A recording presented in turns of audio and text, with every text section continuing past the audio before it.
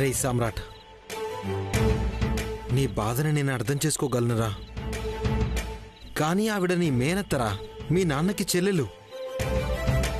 అలా మాట జారితే బాగుంటుందా చెప్పు? ఇంటికొచ్చిన ఆడపడుచుని అలా గుమ్మంలోనే నిలబెట్టి అవమానించడం మనకే మంచిది కాదంట్రా. ఏది మంచో ఏది చెడో నా స్థానంలో నుంచి చూస్తే తెలుస్తుందిరా. నేను పడ్డ బాధేంటో, నేను అనుభవించిన స్ట్రగుల్ ఏంటో. నా బాల్యం నాకు బరువై కనిపించింది. నా యవ్వనంలోనే బాధ్యత మోయాల్సి వచ్చింది. ఎందుకు? ఆ రాక్షసి వల్ల.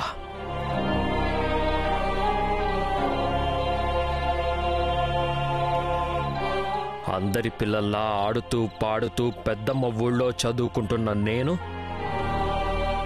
ప్రపంచం అంటే ఏంటో తెలియని వయసులోనే ఇక్కడికి ఎందుకు రావాల్సి వచ్చింది? ఆ దుర్మార్గురాలి వల్లే. వదిలేరా సామ్రాట్. వదిలేసే విషయం కాదురా గౌతమ్. మర్చిపోయే ద్రోహం చేయలేదావిడ. అద్భుతంగా నడుస్తున్న వ్యాపారం నా తండ్రిది. దేనికి లోటు లేని కుటుంబం నాది. అలాంటి వ్యాపారం మీద ఆ నీచురాలి కన్ను పడింది. మా నాన్నని నమ్మించింది. చెల్లెలి సెంటిమెంట్కి లొంగిపోయి వ్యాపారాన్ని తీసుకెళ్లి ఆ దరిద్ర దేవత చేతిలో పెట్టారు. దాన్ని అవకాశంగా తీసుకుని నా కుటుంబాన్ని వంచింది. మా అందర్నీ నట్టేట ముంచింది. తినడానికి తిండి కూడా లేని స్థితికి తీసుకొచ్చింది. కుంగిపోయిన వ్యాపారాన్ని, నాశనమైన జీవితాన్ని నిలబెట్టడానికి నా ఆశల్ని, నా ఆనందాల్ని, నా చదువుని, నా సరదాలని అన్నిటినీ వదిలేసి కాలంతో పరిగెడుతూ, కష్టాలతో పోరాడుతూ రాత్రేదో పగలేదో తెలియకుండా కొవ్వొత్తిలా కరిగిపోవాల్సి వచ్చింది. నా ఫ్యామిలీని ఈ స్థాయిలో ఉంచడానికి డబ్బుని పొదుపు చేసే ప్రాసెస్లో నా మాటల్ని కూడా పొదుపు చేసుకున్నాను. దీనంతటికీ కారణం ఒక ఆడది. నిజమే కావచ్చురా. కానీ మీనాక్షి ఆంటీ కూడా పశ్చాత్తాపంతోనే ఉంది కదా. ఆవిడ తప్పే చేసిందో ఒప్పే చేసిందో, కానీ నీ ఇంటిని వెతుక్కుంటూ వచ్చింది. 4 రోజులు చూసి చూడనట్టు వదిలేయడం సంస్కారం రా సామ్రాట్. ఆవిడ పశ్చాత్తాపం పోయిన నా 10 ఏళ్ల అమూల్యమైన టైంని తిరిగి తీసుకొస్తుందా? ఆవిడ కన్నీళ్లు ఇన్నాళ్ళు నేను పడ్డ కష్టాలని తీర్చగలుగుతాయా? ఆడదాని చేతికి పెత్తనం ఇవ్వడం అంటే పిచ్చోడి చేతికి రాయి. మా నాన్న ఆడదాన్ని నమ్మి తప్పు చేస్తే ఒక ఆడది ఆ నమ్మకాన్ని వమ్ము చేసి వంచింది. అసలు ఈ ఆడవాళ్ళందరూ అంతేరా. వాళ్ళకి అంగుళం కూడా చనువివ్వకూడదు. ప్రాణం పోయినా మన పక్కన నిలబెట్టుకోకూడదు.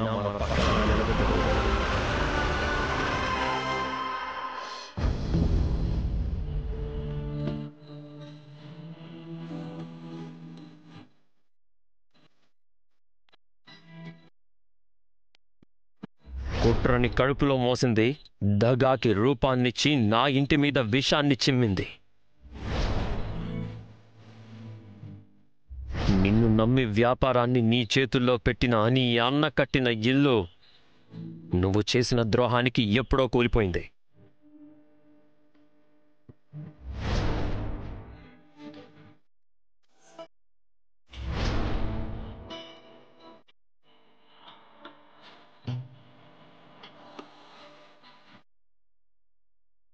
అమ్మా మీనాక్షి,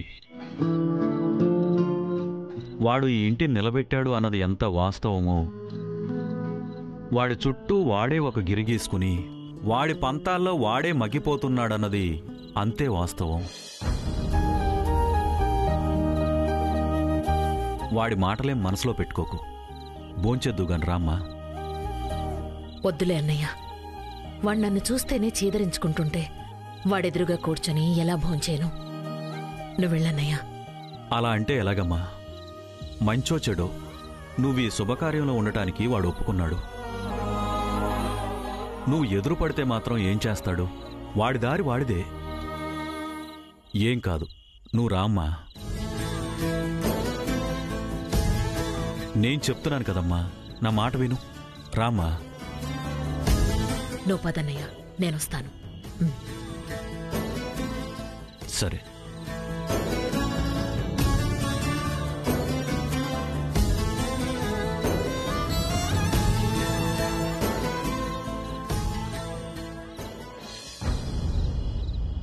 రేయ్ సామ్రాట్, రారా భోంచేద్దాం. తప్పుకురా నానా. ఎవరి మీదో కోపం, భోజనం ఇచ్చి చూపిస్తావా? నువ్వు అలిగితే ఈ అమ్మ ఎంత బాధపడుతుందో తెలీదా నీకు? నేను చెప్పానా అలిగాను, బాధపడుతున్నాను అని? అంటే భోజనానికి వస్తావో రావోనని. ఎందుకు రాను? ఇది నా ఇల్లు, నా తిండి, నా ఆకలి. నేనెందుకు పస్తులుంటాను? నువ్వు తిన్నావమ్మా? నేనెప్పుడో తిన్నా బాబాయ్. అబ్బా, ఇవాళ దొండకాయ కూర అదిరిపోయింది కమలా. ఆ అప్పడం అందుకో, నవిలి పారేద్దాం. తీసుకోండి మావయ్య. ఒరే గంగాధరం, గీ దినం చూస్తున్నాన్రా. నువ్వు గిట్ల నవ్వుకుంటూ తుల్లుకుంటూ బుక్కడన్నం తినంగా. నిజంగా సంబరమే అమ్మా. అన్నీ అనుకున్నవి అనుకున్నట్టే జరిగిపోతున్నాయి. నా కూతురికి పెద్దింటి సంబంధం రావడమే కాదు, ఆ కుటుంబం మనల్ని అర్థం చేసుకున్నారు. అన్నింటికీ సర్దుకుపోయారు. ఎక్కడా వాళ్ళు దేనికి నొచ్చుకోలేదు. ఇంతకన్నా మనకేం కావాలి చెప్పు?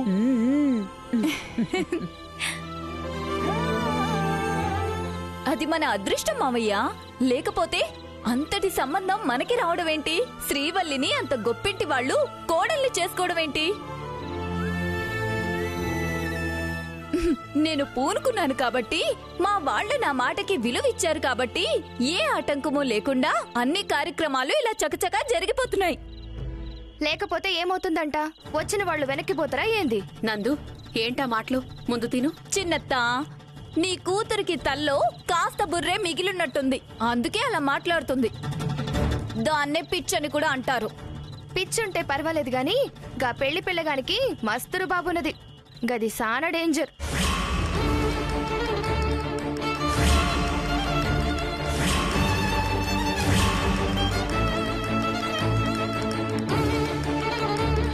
నందు, నువ్వు మాట్లాడుకో. మీరు ఆపితే మటుకు ఆగుతుందా చిన్న మావయ్య? అస్సలు ఆగదు. బాగా చదువుకున్నానని పొగరు.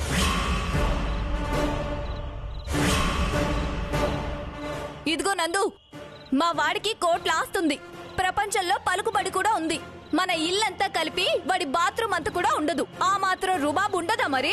వదినా, ఇంకొకసారి ఈ ఇంటిని ఇన్సల్ట్ చేసినావంటే మంచిగుంటది చెప్తున్నా. నందు, లేకపోతే ఏంది పెదనాన్న?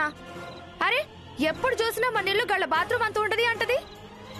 బాత్రూమ్ ఎంతో పెద్దగా ఉన్నా అన్నం హాల్లోనే కదా తినాలి, బాత్రూమ్ లో తినరు కదా. నీళ్ళు తాగమ్మా. ఏందే మనోరాలా, గంత పెద్ద సరం పడ్డది. ఎవరు తలుచుకుంటుండ్రో? ఇంకెవరు తలుచుకుంటారు? బావే తలుచుకుంటాడు.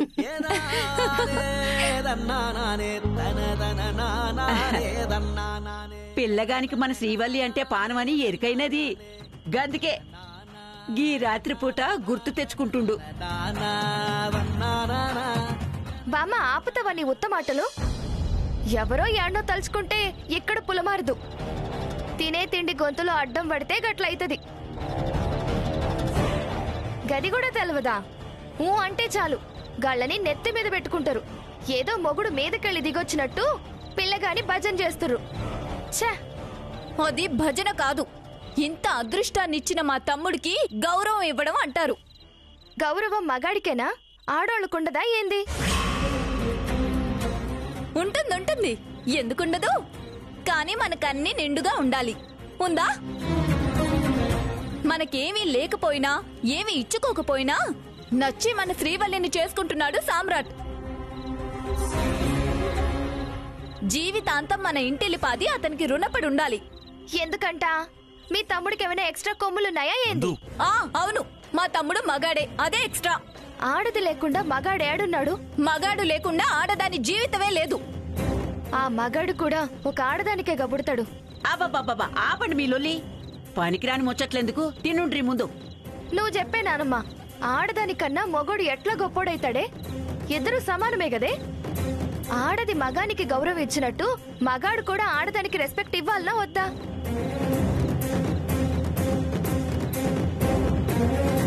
పోసే బెంగుళూరు, గిది ఎవలెక్కువ అని లొల్లి పెట్టుకునే ముచ్చట కాదు, ఒకళ్ళనొకళ్ళు అర్థం చేసుకునే ముచ్చట.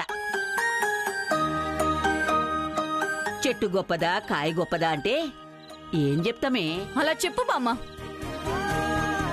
చెట్టు మొగోడైతే కాయ ఆడది. గా ఆడదాన్ని కొమ్మల నడుమ దాసుకుని కాపాడి 10 మందున్న కుటుంబంలో కూడా ఫలమే అందించేదే చెట్టు. ఏం మాట్లాడుతున్నావు బామ్మ? మగోడు చెట్టు మగోడు గొప్ప అంటున్నావు అంటే ఆడదాని కాంట్రిబ్యూషన్ ఏవీ లేదా లైఫ్ లో? ఎందుకు లేదే? గా చెట్టు యాడుంటది? గా చెట్టుకు పాణం పోసి నిలబెట్టేదే భూమి. భూమి తల్లి ఆడది గదా. ఆడది లేకపోతే మొగోడున్నడా? భూమి లేకపోతే చెట్టుంటదా? సూపర్ సూపర్ గా చెప్పినావు బామ్మ. నేలమ్మ బతుకు మనిషి కాళ్ళ కిందనే ఉంటది. గట్లని భూమాతకి విలువ లేనట్టు కాదు. గీ మనిషిని నిలబెడుతూ గీ ప్రపంచాన్ని మోస్తూ గా తల్లి బాధ్యత చూపిస్తూ మొగోనికి ఇజ్జత్ ఇచ్చినట్టు.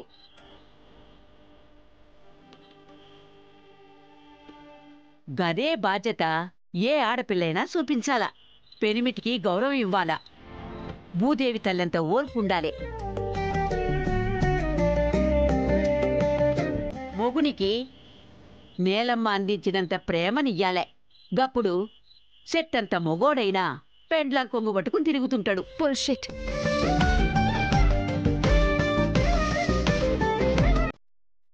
ఒసే బుల్పిట్ట, రేపు మీ అక్కకి మంగళ స్నానాలు. నువ్వే పసుపు రాసి నీళ్లు పోయాలి.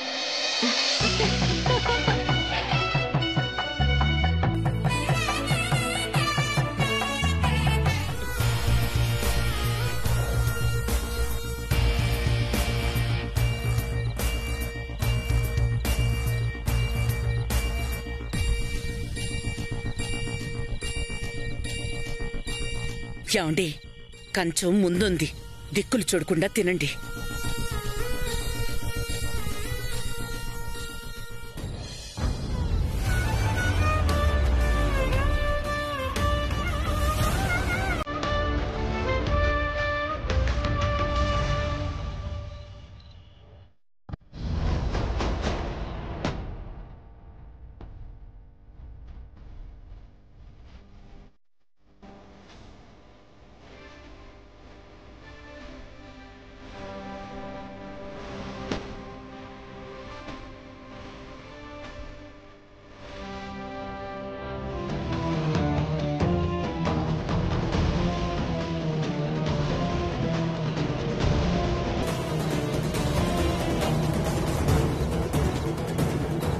అమ్మా మీనాక్షి, కూర్చోమ్మా.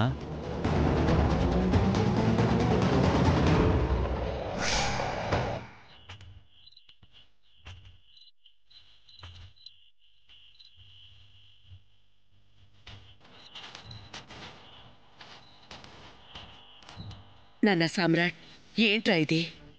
మనుషులతో కలిసి కూర్చొని చేసేది భోజనం, దయ్యాలు పక్కన కూర్చొని తినేది పిండం.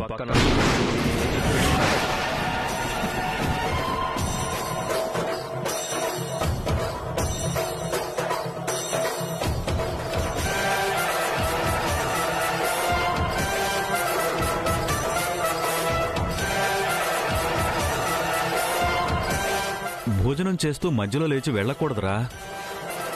సెంటిమెంటా? ఇలాంటి పనికి మాలిన సెంటిమెంట్స్కి తల వంచే 10 ఏళ్ల క్రితం పడిపోయావు, మళ్ళీ లేవలేదు.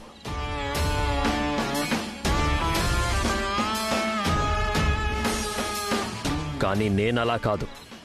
లేవడం తప్ప పడిపోవడం తెలీదు, పరిగెత్తడం తప్ప ఆగిపోవడం తెలీదు, దాటుకుంటూ వెళ్ళిపోవడమే. సామ్రాట్ ఆగు.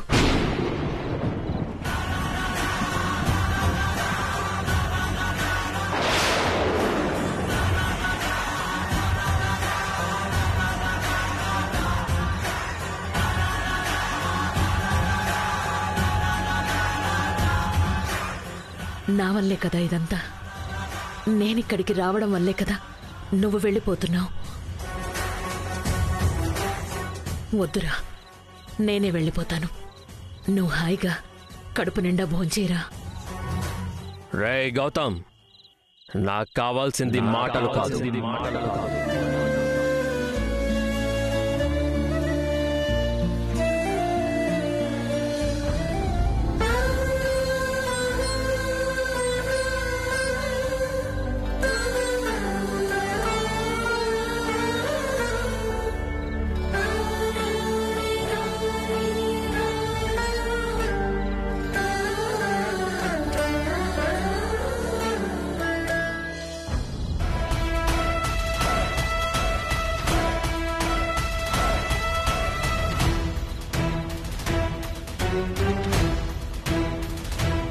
రా నాన్న, వచ్చి భోజనం చెయ్యి.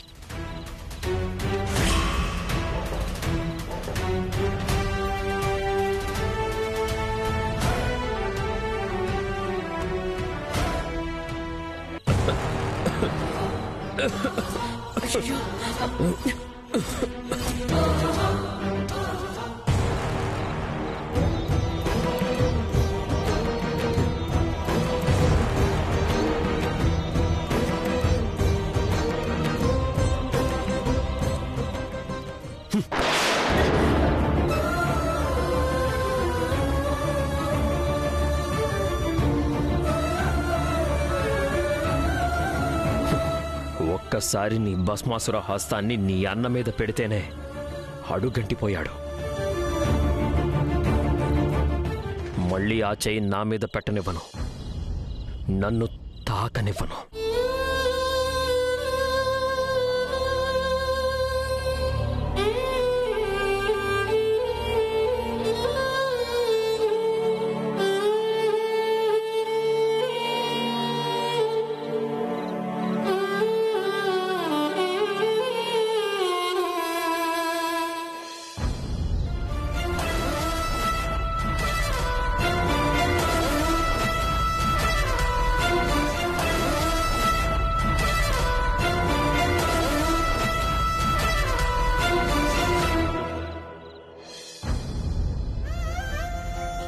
రండమ్మా, తొందర రండి.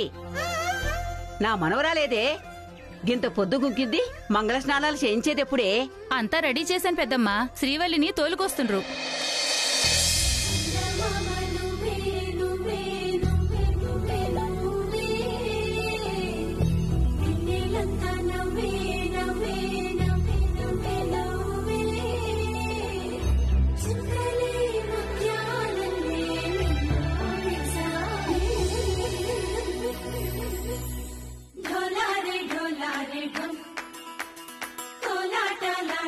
నా మనవరాల్ని చూస్తుంటే నా దిష్టే తగిలేలా ఉంది.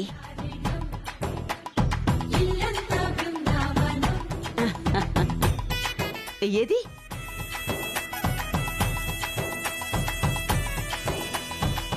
ఇరుగు దిష్టి, ఊళ్ళో వాళ్ళందరి దిష్టి పోవాలా. వీధిలో వాళ్ళ దిష్టి, అందరి దిష్టి పోవాలా. ఉయ్యమ్మా.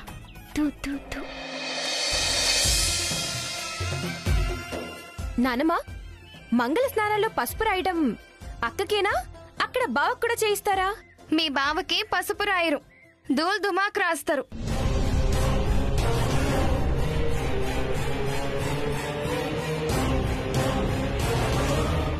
నందు, ఏయ్ ఏందే గా బోందోపు మాటలు? బావని గట్లనేనా అనుడు? నోటికి హద్దు అదుపు ఉంటేనే కదా. చదువుకున్నానని ఎచ్చులు దీనికి. సరే సరే శ్రీవల్లి, నువ్వు రామ్మా.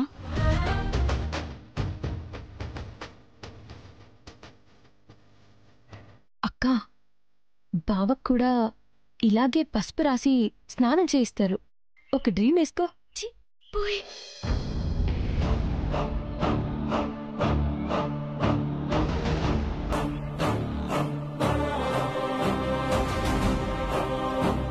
సామ్రాట్, ఇంకా ఇలాగే ఉన్నావేంటన్నా? ఏం చేయాలి? స్నానం చేయాలి మరిది గారు. ఆ విషయం మీరు చెప్పాలా? మంగళ స్నానం నాన్న, అది సంప్రదాయం. మంగళ స్నానమా?